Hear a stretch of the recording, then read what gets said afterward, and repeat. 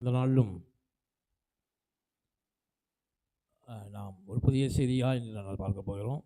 இந்த நாளிலே நமக்கு முக்கியமான ஒரு தினம், அதாவது பெந்தைக்கோஸ்தே நாள். இந்த நாளிலே அதாவது பஸ்கா, பழைய ஏற்பாட்டிலே பஸ்கா பண்டிகை கொண்டாடி அதிலிருந்து 50வது நாளிலே இந்த பெந்தைக்கோஸ்தே என்கிற ஒரு பண்டிகையை யூதர்கள் கொண்டாடுவார்கள். இந்த பெந்தைக்கோஸ்தே நாளில்தான் பரிசுத்த ஆவியானவர் நம்மேலே பூமியிலே ஊற்றினார். பரிசுத்த ஆவியை நம்மேலே ஊற்றினார். இந்த பண்டிகையின் போது தான் அவர் ஊற்றினார். ஸோ இந்த நாளில் நாம் பரிசுத்த ஆவியை குறித்து நாம் இதனால் பார்க்கும். பெந்தெகோஸ்தே பண்டிகைக்கும் பரிசுத்த ஆவியானவருக்கும் என்ன சம்பந்தம் என்பதை நாம் பார்க்க போகிறோம் இந்த நாளிலே. அதாவது ஈஸ்டர் தொடங்கி ஈஸ்டரிலிருந்து 50வது நாள் தான் நமக்கு இந்த பெந்தெகோஸ்தே பண்டிகை வருகிறது. இந்த பெந்தெகோஸ்தே பண்டிகை என்பது யூதர்கள் எதை கொண்டாடினாங்கன்னா, வாரங்களின் பண்டிகை, அதாவது த ஃபீஸ்ட் ஆஃப் வீக் அப்படின்வாங்க.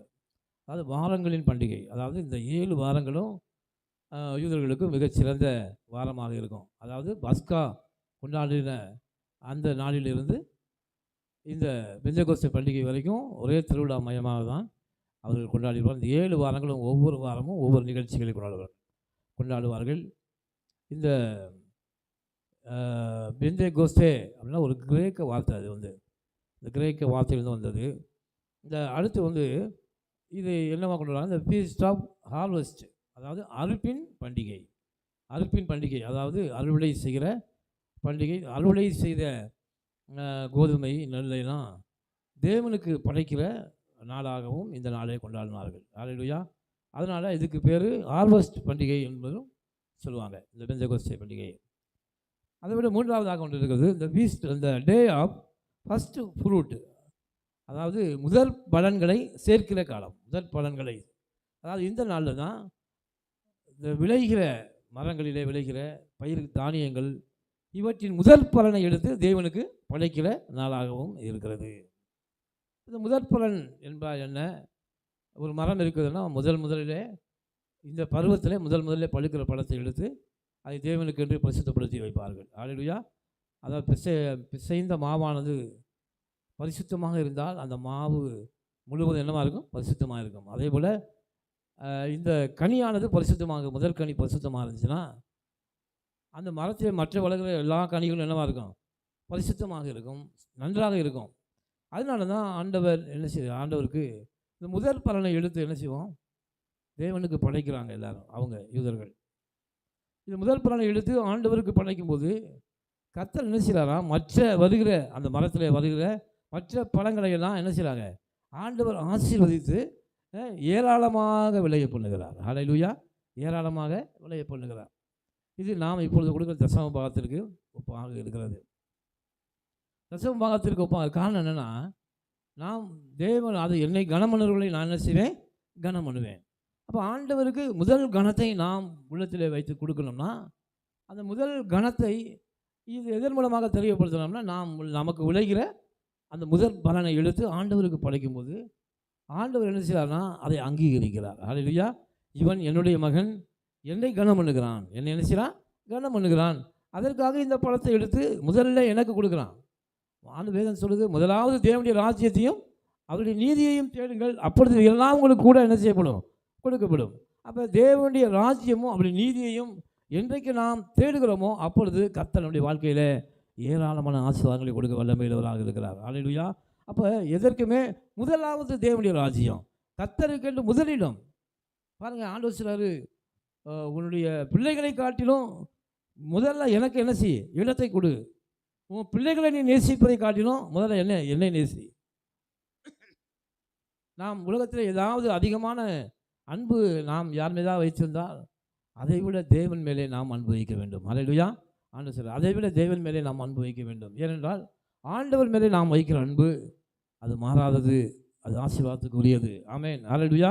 அப்போ பாருங்கள், இந்த வாசிப்போம். உபாகமம் 16வது அதிகாரம் 9வது வசனத்தை நாம் வாசிங்க. யாராவது உபாகமம் ஆ ஆ ஆ ஆ ஆ ஆ ஆ ஆ ஆ ஆ பலியிடுவாயாக. வாசிங்க வாசிங்க. ஆ ஆ ஆ ஆ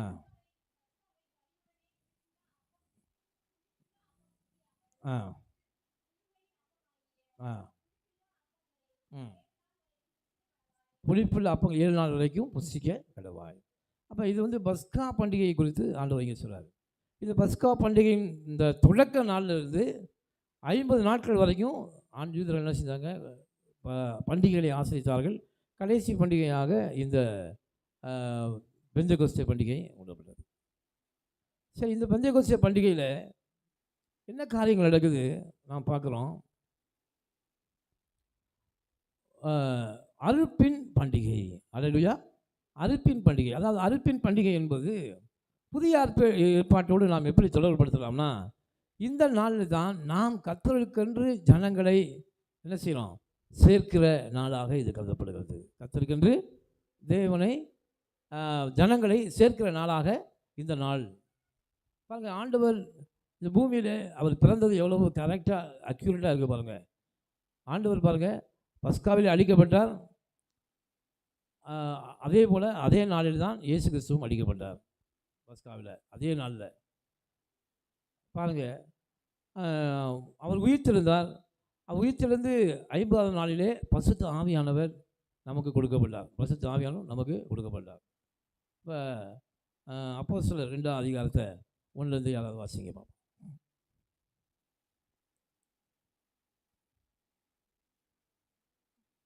அப்போஸ்தலர் 2ஆம் அதிகாரம் 1வது வசனம். பெந்தேகொஸ்தே என்னும் நாள் வந்தபோது அவர்கள் எல்லாரும் ஒருமனப்பட்டு ஓரிடத்தில் வந்தார்கள்.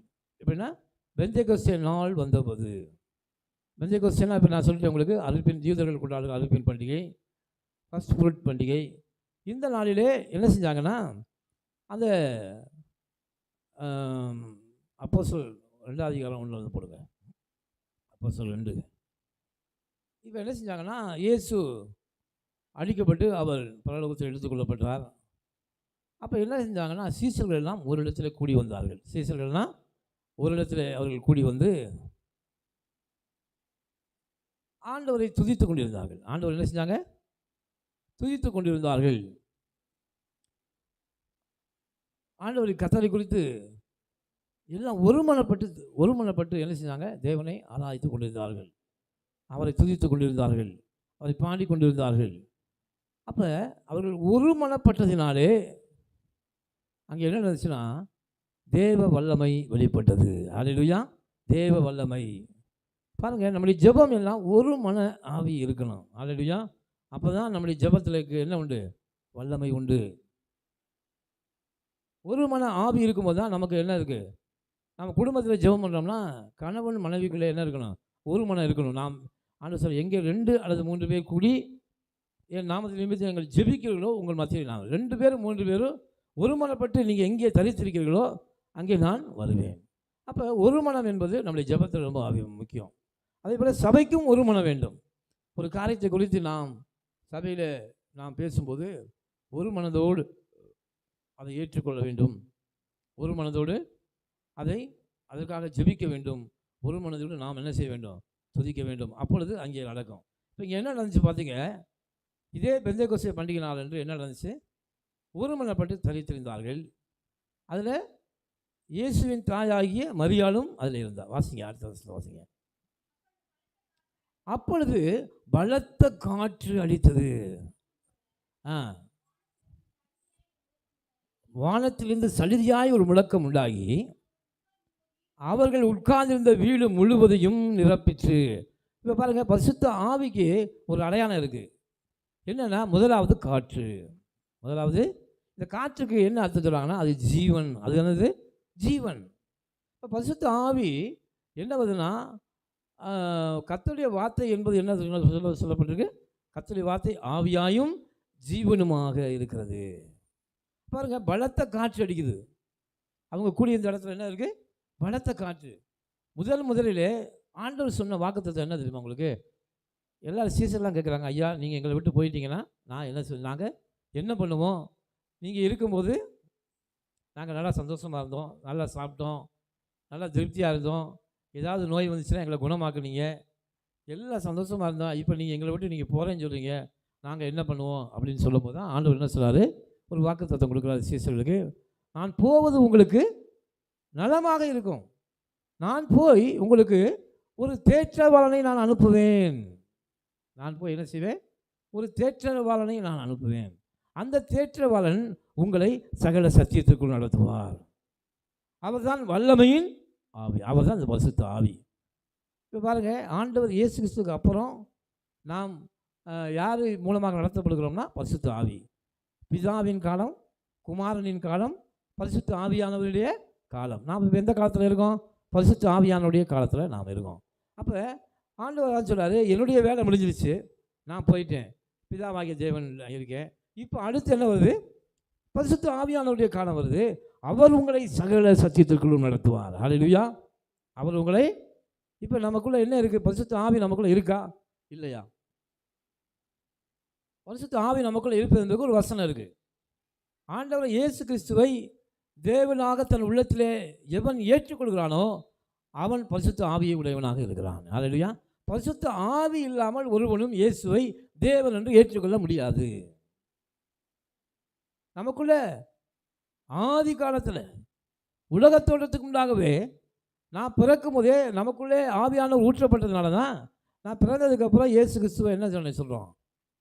தேவன் என்று நாம் சொல்ல முடிகிறோம். ஹல்லேலூயா. அப்போ பரிசுத்த ஆவி இல்லாமல் ஒருவனும் இயேசுவை தேவன் என்று சொல்ல முடியாது என்று வேதம் சொல்லுது. இன்னொரு வசனம் சொல்லுது, இயேசுவை தேவன் ஏற்றுக்கொள்ளாத எந்த ஆவியும் அந்தி கிறிஸ்துவின் ஆவியாக இருக்கிறது. அப்போ உலகத்தில் பொல்லாத ஆவி இருக்குது, அந்தி கிறிஸ்துவின் ஆவி, பரிசுத்த ஆவி இருக்குது. அப்போ பாருங்கள், இப்போ பரிசுத்த ஆவியானவர் வரும்போது ஒரு சிம்டம்ஸ் உண்டாகுது.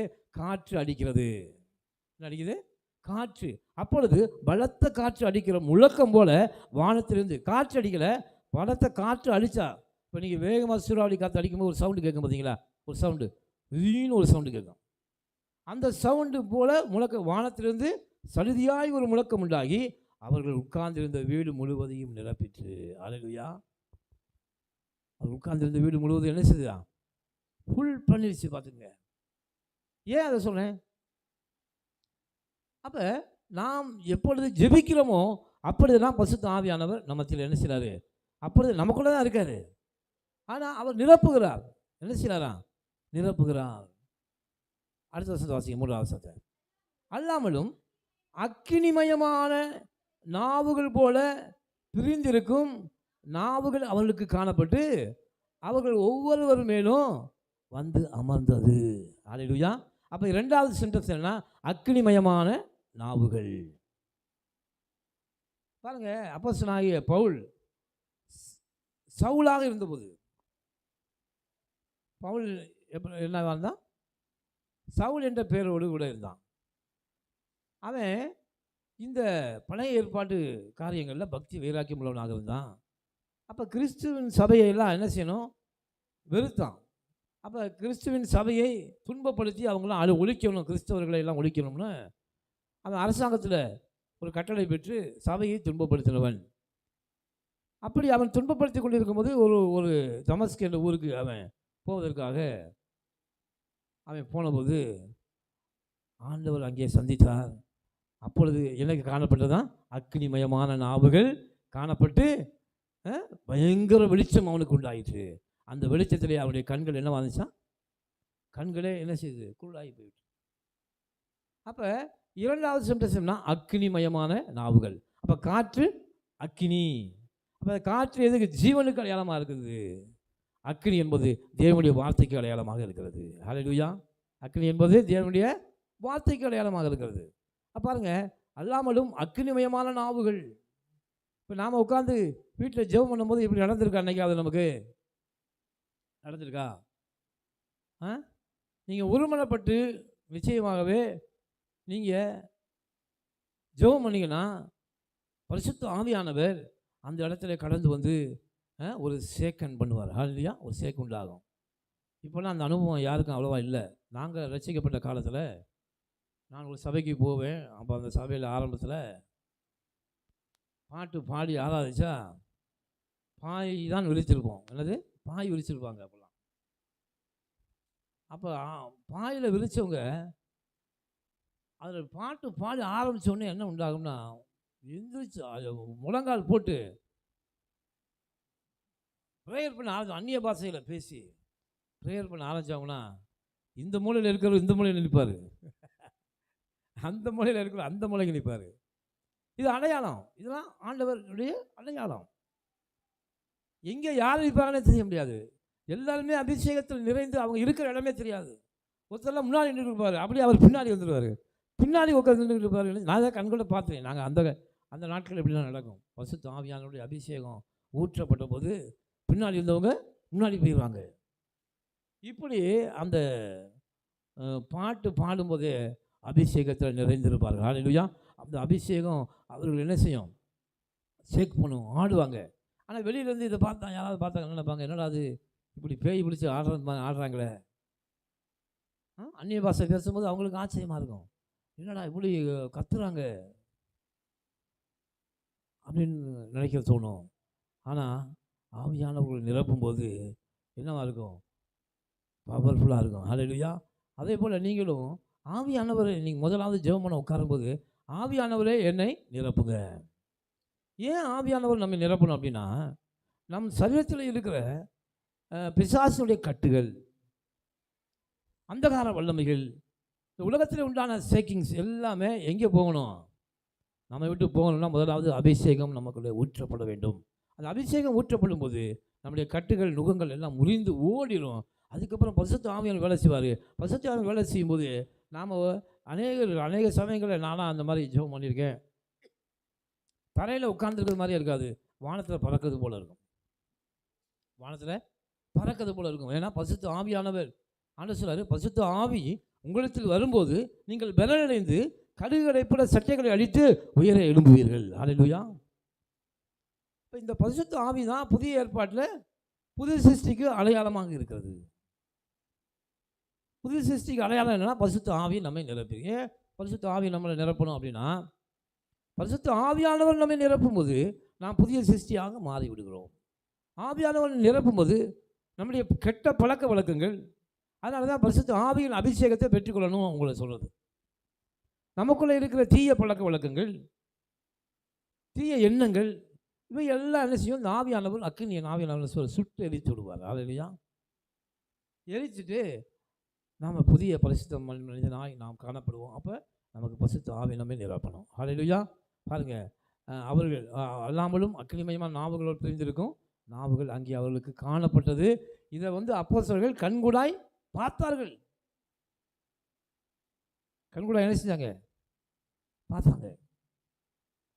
இந்த சம்பவம் நடந்ததுக்கு அப்புறம் உனக்கு தெரிஞ்சுக்கங்க, ரொம்ப நாட்களுக்கு அப்புறம் இந்த ஆவியானவர்களுடைய அசைவாடுதல் பூமியில் உலகத்தில் இல்லாமல் இருந்துச்சு.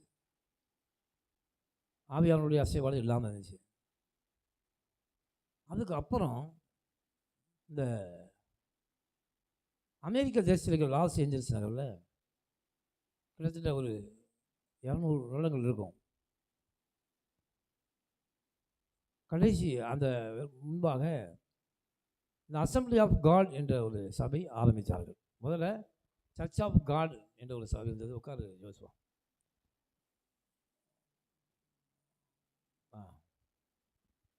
முதல்ல சர்ச் ஆஃப் காட் அப்படின்னு முதல்ல சபையை ஆரம்பித்தாங்க. அதிலிருந்து பிரிந்து வந்தவங்க தான் இந்த அசம்பிளி ஆஃப் காட். இவங்க அமெரிக்க தேசத்தில் லாஸ் ஏஞ்சல்ஸ் நகரில் சபையை ஆரம்பித்து ஒரு மாநாடு மாதிரி நடத்தினாங்க. அப்போ நடத்தி கொண்டு இருந்தபோது அங்கே முதல்ல அந்த பரிசுத்த ஆவியானவர் எத்தனையோ 400, 500, 1000 ஆண்டுகளுக்கு அப்புறம் இப்போ இந்த லாஸ் ஏஞ்சல்ஸ் நகரில் அந்த அக்கினிமயமான நாவுகளோடு கூட அந்த ஆவியானவர் அந்த மாநாட்டில் ஊற்றப்பட்டார். அப்போ என்ன நடந்துச்சு தெரியுமா? அந்த பட்டணம் முழுவதும் ரோட்டில் போகிறவங்க பூரா என்ன செஞ்சாங்களாம்? பொத்து பொத்துன்னு கீழே விழுந்தாங்க.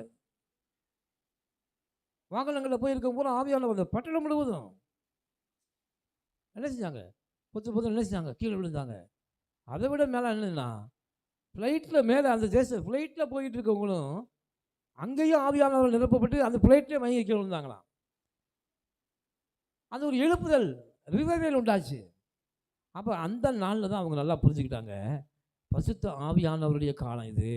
இந்த பரிசுத்த ஆவியானவர் தான் சபையை நடத்தக்கூடியவர் அப்படின்னு பரிசுத்த ஆவியானவரை மகிமைப்படுத்த ஆரம்பித்தார்கள். ஹல்லேலூயா. அப்போ அந்த பரிசுத்த ஆவி உங்களிடத்தில் வரும்போது நீங்கள் பலனடைந்து கழுகுகளைப் போல சட்டைகள் எடுத்து எழும்பே நான். அப்போ தான் நம்ம சொல்ல முடியும், உம்மாலே நான் ஒரு சேனைக்குள் பாய்வேன். ஏனென்றால் இந்த பரிசுத்த ஆவியானவர் சாதாரணமானவர் இல்லை, அவர் வல்லமையுள்ளவர், அவர் பராக்கிரமம் செய்ய அவரால் முடியும். அவர் நமக்குள்ளே இருக்கும்போது தான் நான் அற்புதம் செய்ய முடியும். பரிசுத்த ஆவி இல்லாமல் நீங்கள் எங்கேயும் என்ன செய்ய முடியாது, போகக்கூடாது. பரிசுத்த ஆவியானவரோடு தான் நாம் என்ன செய்யணும், ஜெபத்திற்கு போகணும், கூட்டத்திற்கு போகணும், எங்கே ஊருக்கு போனாலும் பரிசுத்த ஆவியானவரோடு தான் நமக்கு போகணும். ஆண்டவர் அந்த பரிசுத்த ஆவியை நம்மோடு இருக்க வச்சிருக்காரு. அடுத்த வசனத்தை வாசிங்க. அவர்கள் எல்லாரும் பரிசுத்த ஆவியினாலே நிரப்பப்பட்டு ஆவியானவர் தங்களுக்கு தந்தரின வரத்தின்படியே வெவ்வேறு பாஷைகளில், மூன்றாவதாக ஒரு சிம்டம்ஸ் என்னன்னா, வெவ்வேறு பாஷைகளிலே பேச தொடங்கினார்கள். அதுதான் அந்நிய பாஷை. அல்லேலூயா. அதுதான். அப்போ ஆவியால் நமக்குள்ள இருப்பதற்கு அடையாளம் என்ன? அந்நிய பாஷை. அப்போ நாம் எல்லாரும் என்ன பேசணும்? டங்ஸ் பேசணும். டங்ஸ் என்பது என்ன? அந்நிய பாஷை. அப்போ என்றைக்கு நாம் அந்நிய பாஷை பேசுகிறோமோ, அநேகருக்கு டங்ஸ் வராது, ஆனால் பரிசுத்த ஆவியானவர் நிறைய பேர் இருப்பார். ஆனால் பரிசுத்த ஆவியானவர் அபிஷேகம் பண்ணி அவர் நமக்குள்ளே நிரம்பி வழிகிற போது நம் வாய் என்ன செய்யும்? குழம்பி அந்நிய பாஷை பேசும். இப்போ அந்நிய பாஷை பேசுகிறவன் எதற்கு அடையாளமாக இருக்கான்? ஆவியானவரால் நிரப்பப்பட்டு இருக்கிறான். அல்லேலூயா. ஆவியானவரால் நிரப்பப்பட்டு இருக்கிறான். அப்போ நாம் என்ன செய்யணும்? வாலிபர்களாக நாம் அந்த அந்நிய பாஷை பேசுவதற்கு நம்மை நாவை ஒப்பு கொடுக்கணும். ஆண்டவர் சொல்றாருயா, உன் வாயை விரிவாய் திற, அதை நான் நிரப்புவேன். உன் வாய் என்ன செய்ய? அப்போ என்ன செய்யணும்? ஒரு எனக்கு ஆவியானவர் எப்படின்னா, நான் அப்போ தான் சபைக்கு போயிட்டுருக்கேன், எல்லாம் அந்நிய பாஷை பேசுகிறாங்க. அப்போ எனக்கு அந்நிய பாஷையே வரலை. நானும் இப்போ உங்களை மாதிரி தான் இது. அப்போ நான் என்ன பண்ணுறேன், எப்படி அந்நிய பாஷையில் வாங்கணும்? ஞானஸ்தானம் வாங்கிட்டேன், அந்நிய பாஷை கிடைக்கும். இப்போ ஒரு நாள் விடக்கூடாது, எப்படியாவது அந்நிய பாஷையை பேசி தான் ஆகணும் அப்படின்னு சொல்லிட்டு ஒரு நாள் பூரா ரூமில் அடைச்சிட்டு வீட்டில் உள்ளே உட்காந்து நல்லா பாடி துதித்தேன். ஆண்டவரை நல்லா பாடி துதித்தேன். என்னை மறந்து துதித்தேன். துதித்து பாட பாட பாட சோத்திரம் சோத்திரம் சோத்திரம் சொல்ல சொல்ல சொல்ல சொல்ல கிட்டத்தட்ட எத்தனையோ மணி நேரம் கழித்து ஆண்டவர் அந்த அந்நிய பாஷையை எனக்கு கொடுத்தார். ஹல்லேலூயா. அப்பொழுது ஆண்டவர் ஒரு தடவை நம்ம வாக்கில் இறங்கிட்டார்னா அதுக்கப்புறம் அவர் நம்ம விட்டு போகவே மாட்டார். ஹல்லேலூயா. அந்த அந்நிய பாஷை நமக்கு வந்துக்கிட்டே இருக்கும். அது பிசாசுக்கு தெரியாத பாஷை. ஏன் அந்நிய பாஷையில் நான் பேச நாடுகிறோம் அப்படின்னா, நாம் இப்போ அநேக சமயங்களில் ஜெபம் பண்ணுறோம். ஜெபம் பண்ணும்போது பிசாசு கேட்டுக்கிட்டு தான் இருக்கான். ஆண்டவரே எனக்கு அதை கொடுங்க இதை கொடுங்க அப்படின்னு ஜெபம் பண்ணுறோம்ல, பண்ணும்போது பிசாசு கேட்டுகிட்டே இருக்கான். பிசாசு என்ன செய்யலாம்? விரைவாய் செயல்பட்டு அந்த காரியத்தை தடை பண்ணுறான். அந்த காரியத்தை ஏன் அவன் கேட்டுக்கிட்டு அவனுக்கு புரிஞ்சிருச்சு. ஓ நீ இப்படியா பண்ணுற, இரு. ஆண்டவர் ஏதேன் தோட்டத்தை உண்டு பண்ணப்போ அவன் என்ன பண்ணான்? இப்படியா நீங்கள் பண்ணீங்க, இருங்க நான் அந்த அவங்களை கெடுக்கிறேன் அது சொல்லி கெடுத்துட்டான்ல. அதே போல் தான் நான் பேசுகிற வார்த்தை அந்நிய பாஷை இல்லாதப்போ பிசாசுக்கு புரியாத ஒரே ஒரு வார்த்தை அந்நிய பாஷை. அப்போ அதனால தான் நாம் ஆண்டவர் என்ன செய்கிறார்னா, நீங்கள் ஜெபம் பண்ண வேண்டிய விதம் என்னென்று அறியாதனாலே உங்களுக்காக ஆவியானவர் வாக்கு கடங்காத பெருமூச்சுகளோடு உங்களுக்காக என்ன பண்ணிட்டு இருக்காராம்? பரிசுத்த ஆவியானவர் ஜெபம் பண்ணிட்டு இருக்காராம். எப்படி பண்ணுறாராம்? வாக்குக்கு அடங்காத. வாக்குக்கு அடங்காத என்னது? நம்ம பேசுகிற பேச்சு இருக்கு பாருங்க, அது ஒரு செகண்டில் 10 வார்த்தை பேசினா எப்படி இருக்கும்? ஒரு செகண்டில் ஒரு வார்த்தை பேசினா க்ளீனாக கேட்கும். 10 வார்த்தை பேசினா கேட்குமா? அந்த 10 வார்த்தை பேசுகிறது தான் அந்நிய பாஷை. அது புரியாத பாஷை இல்லை. அப்போ ஆண்டவர் வேகமாக ஜெபம் பண்ணுறாரா, வாக்கு கடங்காத பெருமூச்சுக்குள்ள நமக்கு ஜெபம் பண்ணுறாரு. அந்த ஆவியானவரோடு நாம் கனெக்ட் பண்ணும்போது அந்த ஆவி நமக்குள்ளே அவரோடு கூட சேர்ந்து நாமளும் ஜெபிக்க ஆரம்பிக்கிறோம். அப்போ என்ன நடக்குது அப்படின்னா, நாம் என்ன நம்முடைய மேட்டரை கன்வே பண்ணுறோம் ஆண்டவர்களா, அந்நிய பாஷையிலே கன்வே பண்ணுறோம். அப்போ அது பிசாசுக்கு தெரிய மாட்டேங்குது. அவன் என்னடா முழிக்கிறான், இவன் என்னடா பேசிக்கிறாங்க 2 பேரும். அப்போ நம்முடைய ஜெபங்கள் கூடமானவர்கள் அந்நிய பாஷையில் நாம் டங்ஸ் பேசி ஜெபிக்கும்போது நம்முடைய பரிசுத்த ஆவியானவர் நமக்கு புரியாது. ஆனால் நாம் அது அந்நிய பாஷை பேசும்போது நாம் ஆண்டவருக்கு செய்தியை தெரியப்படுத்துகிறோம். இது நமக்கு வேண்டும், இது எனக்கு கேட்டுக்கிறோம் என்று நாம் தெரியப்படுத்துகிறோம். அப்பொழுது கர்த்தர் அதை நிறைவேற்றுகிறார். பிசாசின் தடை இல்லாமல் அது நடக்குது. அல்லேலூயா. அப்போ பாருங்கள், அதனால தான் பரிசுத்த ஆவியானவர் நமக்கு மிக முக்கியம். ஆவியானுடைய அபிஷேகம் நமக்கு முக்கியம். ஆவியானுடைய அபிஷேகம் மட்டும் நமக்கு இல்லைன்னா நாம் வெளியில் மிருகத்தை போல தான் நாம் இருக்கிறோம். ஏன்னா பரிசுத்த ஆவி எனக்குள்ளே இல்லைன்னா நான் எந்த ஆவியோடு தான் உலகத்தில் இருக்கேன்? அந்த கிறிஸ்தின் ஆவி, உலகத்தின் பிசாசின் ஆவி தான் எனக்கு இருக்குது. ஏன்னா பரிசுத்த ஆவி என்னை நிரப்பலைன்னா நான் எந்த ஆவியில் செயல்படுறேன்? எந்த ஆவியில் செயல்படுறேன்? உலகத்தின் ஆவியில் தான். உலகத்தின் ஆவின்னு ஒன்று இருக்கு இல்லையா, அந்த ஆவியில் தான் செயல்படுறேன். அதனால தான் இன்றைக்கி உலகம் என்ன பண்ணுது, நாம் அநேகர் பரிசுத்த ஆவியை பெறாதனால அவர்கள் என்னவா இருக்காங்க, ரட்சிக்க போகிறாங்க, ஞானஸ்நானம் வாங்கிக்கிறாங்க, சபைக்கு வர்றாங்க, எல்லாம் இருக்குது. ஆவியானவர்கள் இல்லாதனால அவர்கள் திடீரென்று கோபம் வந்தோடனே கெட்ட வார்த்தையில் பேசுகிறாங்க. ஏன்? ஆவியானவர்கள் இல்லை. திடீர்னு தீமையான செயல்களை செய்து விடுகிறார்கள். ஏன்னா ஆவியானவர் அவளை எச்சரிக்கிறார். அப்போ உலகத்தில் பார்க்குறான், என்ன நீ கிறிஸ்தவனாக இருந்து இதுலாம் செய்யறியே அப்படின்னு சொல்லுவாங்கள்ல. அதனால தான் பரிசுத்த ஆவியை விரும்புங்கள். ஆவியானவரை என்ன செய்யணும்? விரும்பணும். வாலிபர்களா, ஆவியானவரை இப்போதே நீங்கள் உட்கார்ந்து ஜெபம் பண்ணி, ஆண்டவரே நீங்கள் வாஞ்சையுள்ள இல்லையோ பெற்றுக்கொள்ளும். நீங்கள் பரிசுத்த ஆவியை வாஞ்சையோடு நீங்கள் கேட்டிங்கன்னா கண்டிப்பாக கர்த்தர் என்ன செய்வார்? உங்களுக்கு அதை கொடுப்பார். ஸோ அப்போ பரிசுத்த ஆவியால் நாம் நிரப்பப்படும் போது நம்முடைய முகம் பிரகாசம் அடைகிறது.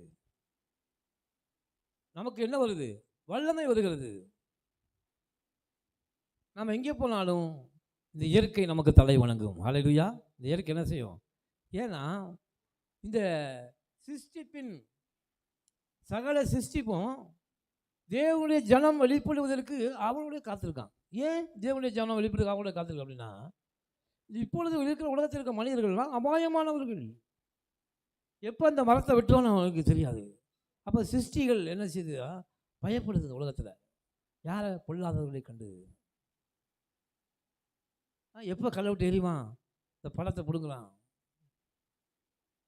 தென்னை மரம்லாம் பார்த்துக்குங்க, ஏன் இவ்வளோ தூரத்தில் போய் அது காய் காய்க்குது? சின்னதாக காய் காய்க்காதா? காய்க்கும். ஆனால் அவ்வளோ தூரமாக ஏன் வளர்ந்து போய் காய்க்குதுன்னா மனுஷங்க பிடுங்கி வாங்கி தான் என்ன செய்யுது? அவ்வளோ உயரமாக போய் என்ன செய்யுது? அது காய்க்கு. ஏன்னா சிருஷ்டிகள் என்ன பயப்படுது உலகத்தாரை கண்டு. யார்? பிசாசுடைய பிள்ளைகளை கண்டு. அதனால தான் அந்த சிருஷ்டிகள்லாம் அவளுடைய தேவ பிள்ளைகள் வெளிப்படுவதற்கு அவளுடைய காத்திருக்கிறது. அப்போ பரிசுத்த ஆவியான பட்சம்னா எங்கே போனாலும் இந்த சிருஷ்டிகளெல்லாம் நமக்கு தலை வணங்கும். அல்லேலூயா. தலை வணங்குமா? வணங்காது? வணங்கணும். ஆண்டவர் போய் அத்தி மரத்தை பார்த்தாரு, அதில் கனிகள் இல்லை. ஆண்டவருக்கு தலை வணங்கலை. நான் பசியோடு இருக்க, எனக்கு குளிக்க புசிக்க பண்ணி கனி கொடுக்க, இனி என்றைக்குமே உனக்கு கனி இருக்காது. புரியுதா உங்களுக்கு? அப்போ என்னென்னா இந்த இயற்கை நமக்கு தலை வணங்கும், நமக்கு சாதகமான சூழ்நிலைகளை உருவாக்கும். காரணம் என்னென்னா, நம்ம இந்த மரங்கள்லாம் நம்ம நினைக்கிறோம் நம்மளை பார்க்காதுன்னு நினைக்கிறோம். இல்லை, அதெல்லாம் நம்மளை பார்த்துட்டு இருக்கு. இயற்கை நம்ம எல்லாம் பார்த்துக்கிட்டு இருக்கு. நாம் நல்லவனா கெட்டவனா என்பதை அது என்ன செய்யும்? அறிந்து கொள்ளும். அதனால தான் இந்த உலகம் பரிசுத்த ஆவியுடைய பிள்ளைகளை கண்ட உடனே அந்த இயற்கைகள் நமக்கு சாதகமான சூழ்நிலைகளை உருவாக்கி கொடுக்கும். அல்லேலூயா. நம்ம எங்கே இருந்தாலும் அதான் ஆண்டவர் சொல்றாரு, நீ பூமியில் எந்த இடத்துல இருந்தாலும் அந்த இடத்துல நீ ஆசிரியக்கப்பட்டு இருப்பாய். ஏன்னா இயற்கை உனக்கு ஒத்துழைக்கும். ஏன்னா உனக்குள்ள இருப்பது பரிசுத்த ஆவி. நீ நல்லவன் என்று காட்ஸ் நமக்கு சப்போர்ட் பண்றாரு. அடுத்த வசனத்தை வாசிங்க. வானத்தின் கீழ் இருக்கிற சகல தேசத்தாரில் இருந்து வந்த தேவ பக்தியுள்ள யூதர்கள் அப்பொழுது எருசலேமிலே வாசம் பண்ணினார்கள். தெரிஞ்சாங்களா? வானத்தின் கீழ் இருக்கிற சகல தேசத்தாரில் வந்த தேவ பக்தியுள்ள யூதர்கள் என்ன பண்ணாங்கன்னா, என்ன செஞ்சாங்க?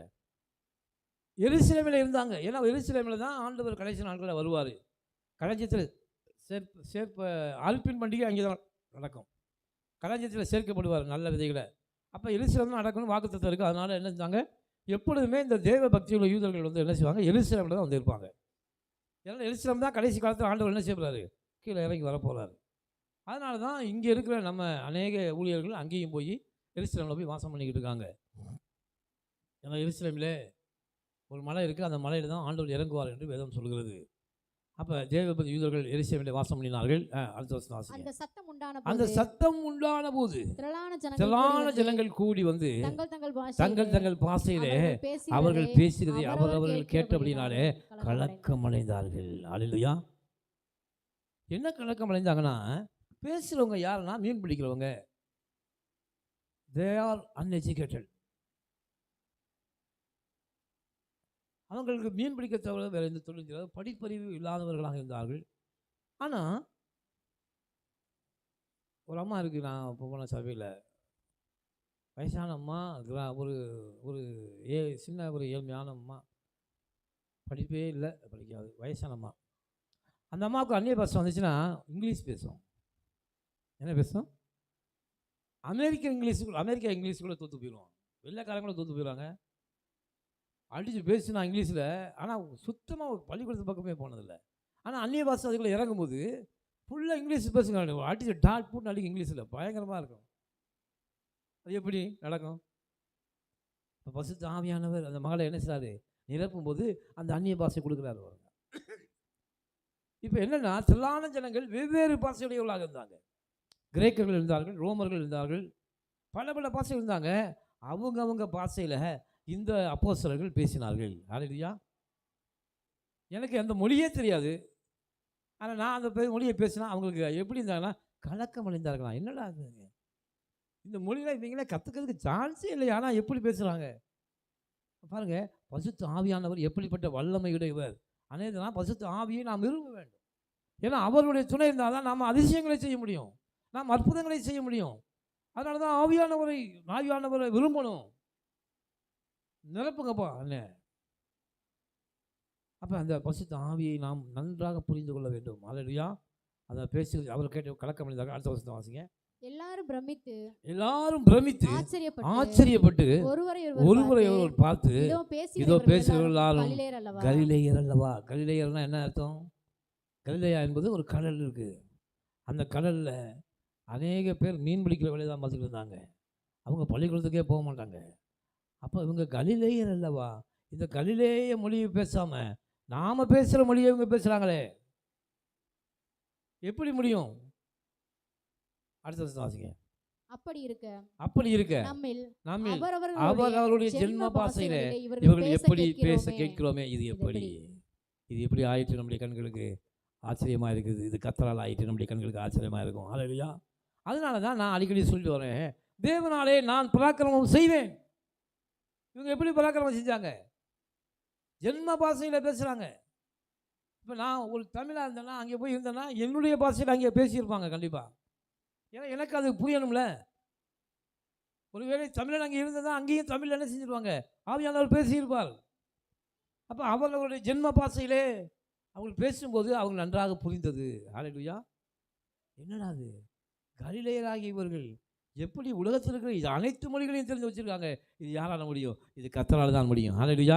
அதனால தான் நான் அல்ல கிறிஸ்துவே, கர்த்தர் உங்களுக்குள்ளே வாசம் பண்ணுகிற அப்படின்னாலே நீங்கள் பெரிய சயின்டிஸ்ட், என்ன பெரிய இஸ்ரோவில் நாசாவில் விழா பார்க்க ஒரு விஞ்ஞானம் செய்ய முடியாத உங்களால் செய்ய முடியும்னு நான் சொல்கிறேன். அல்லேலூயா. ஏன்னால் கர்த்தர் நமக்குள்ளே வாசம் பண்ணுகிறார். ஆமென். அடுத்த வசனம் வாசிங்க, முடிச்சிருவோம்.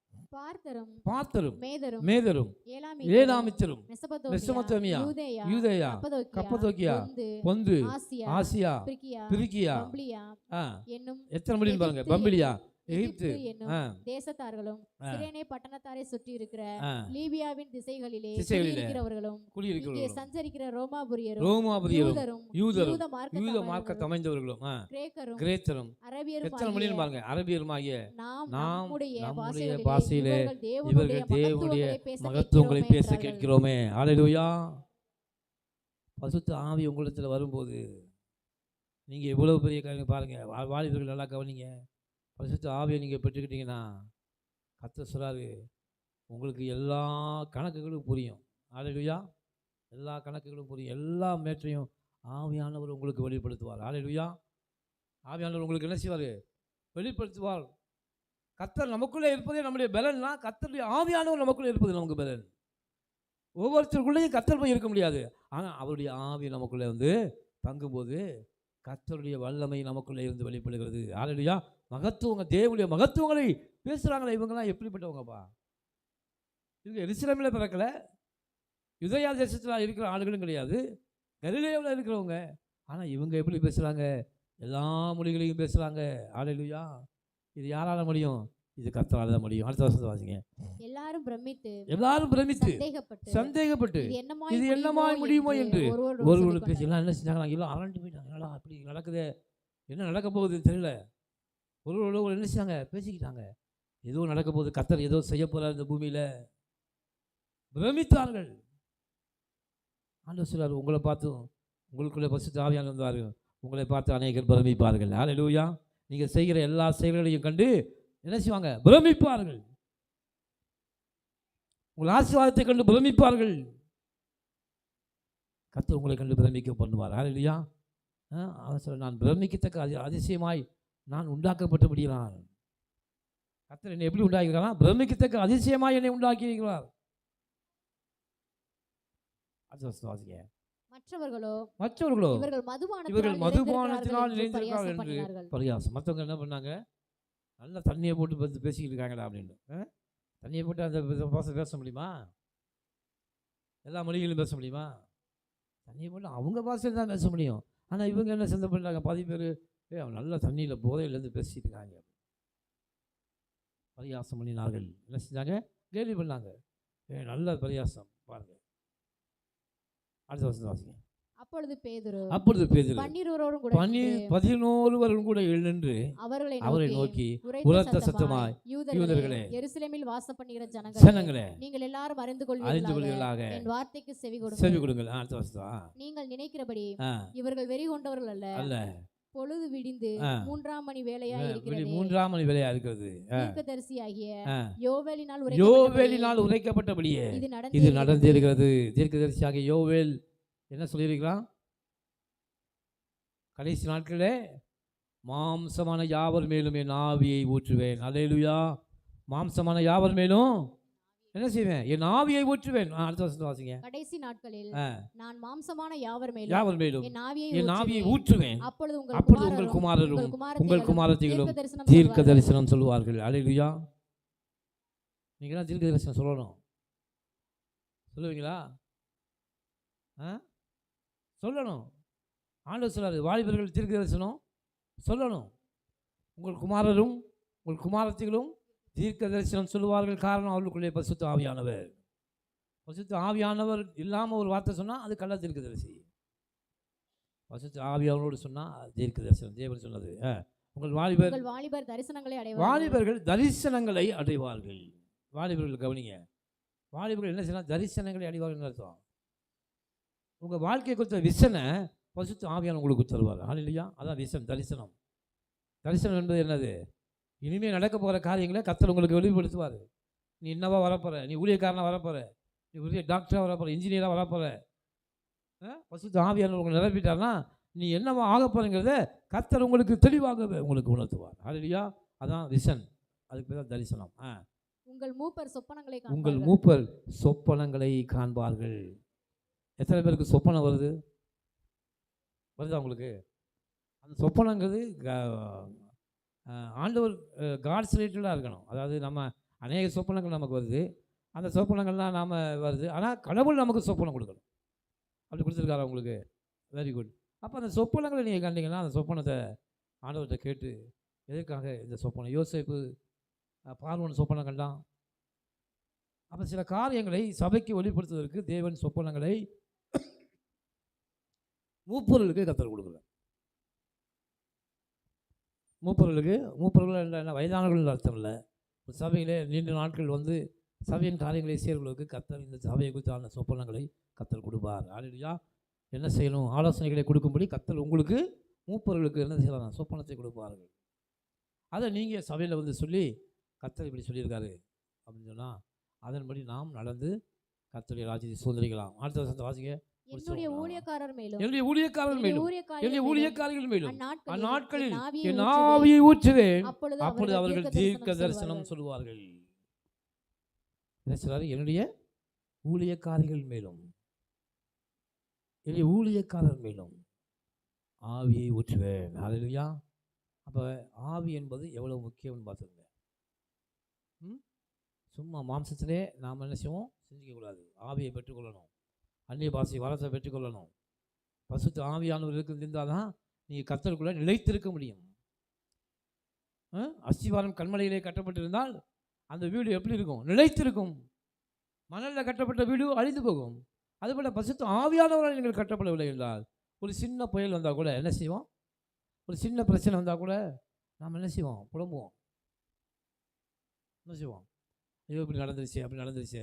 காரணம் என்ன? நமக்குள்ள என்ன இல்லை? ஆவியானவர் இல்லை. அதை நினைத்து குழம்புவோம். ஐயோ இப்படி நடந்துருச்சு, அப்படி நடந்துச்சு. நாங்களாம் பார்க்காத பிரச்சனைகள் இல்லை, நாங்களாம் சந்திக்காத பிரச்சனைகளும் கிடையாது. அது ஆவியானவர் எங்களுக்குள்ளே இருந்து அப்படின்னாலே இதுவரைக்கும் கர்த்தர் எங்களை நிலைத்திருக்க பண்ணியிருக்கிறார். ஹல்லேலூயா. ஆமென். அப்போ ஆவியானவர் எவ்வளோ முக்கியம்னா பாருங்க, காற்று அடிக்கும்போது பறந்தோடுகிற குப்பையை போல ஆவி இல்லாதவன் ஓடி போய் விடுவான். ஆனால் காற்றுடைய ஆவியானவர்களுக்குள்ள இருந்தா அவன் தூணை போல நிலைத்திருப்பான். ஹல்லேலூயா. இப்போ சபையில் நீங்கள் நிலைத்திருக்கணும்னா பசுத்த ஆவியானவர் உங்களுக்குள்ள இருக்கணும். எந்த சூழ்நிலையும் அவர் அன்பி நின்று என்னை விழிக்காது காத்து கொள்வார். அவர் சமூகம் அதில் அங்கே அவருடனே ஆடி பாடியே. அப்போ எந்த சூழ்நிலை வந்தாலும் பார்த்துங்க, ஆவியானவர் உங்களுக்கு இருந்தால் ஆவியானவர் கூட சொல்லுவார், மகளே கலங்காதே, இது உனக்கு பிரச்சனை கிடையாது. இந்த பிரச்சனைகளை விட உனக்கு ஆண் வைத்திருக்கிற ஆசீர்வாதம் ஏராளமாக இருக்குது. பொறுமையாக இரு, சபையில் தூணாக இரு, சபையில் பொறுமையாக இரு. நாங்களாம் பொறுமையாக இருந்தோம். எத்தனையோ ஆண்டுகள் பிரச்சனைகள் வந்தது, கஷ்டங்கள் வந்தது. ஆனால் ஒரு நாள் எங்கள் குடும்பத்தால் இருக்கிறவங்க ஒரு நாள் கர்த்தரை நாங்கள் விட்டு கொடுக்கவே மாட்டோம். ஹல்லேலூயா. கர்த்தரை மட்டும் ஒரு நாள் நாங்கள் விட்டு கொடுக்கல. எந்த சூழ்நிலை வந்தாலும் கர்த்தரே தேவன் என்று நாங்கள் சொல்லியிருந்தோம். ஹல்லேலூயா. அப்போ ஆண்டவர் என்ன சொல்கிறார்? உண்மை உத்தமுள்ள ஊழியக்காரனே எஜமானுடைய சந்தோஷத்தை பிரவேசி. ஹல்லேலூயா. உண்மை உத்தமுள்ள ஊழியக்காரனே எஜமானுடைய சந்தோஷத்தில் பிரவேசி. ஏன்?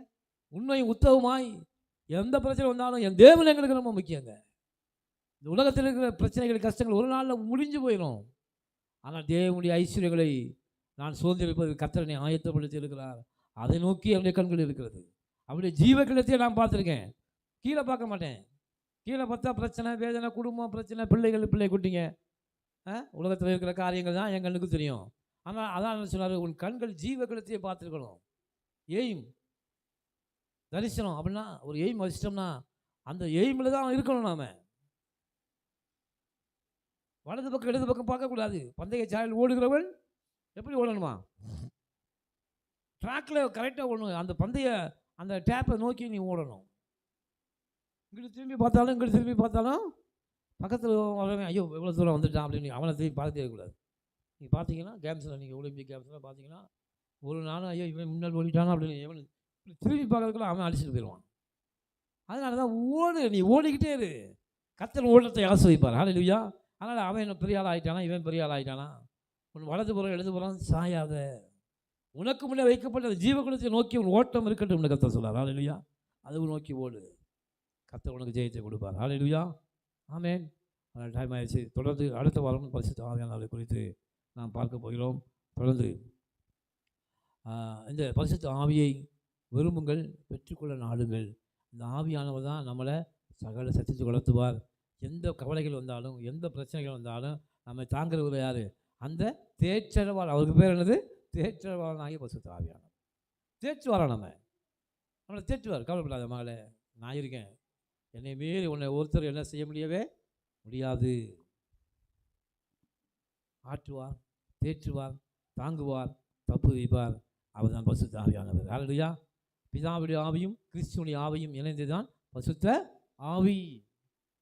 இந்த பரிசுத்த ஆவி நமக்குள்ள இருந்தால் ரெண்டு பேரும் நம்மோடு இருக்காங்கன்னு அர்த்தம்.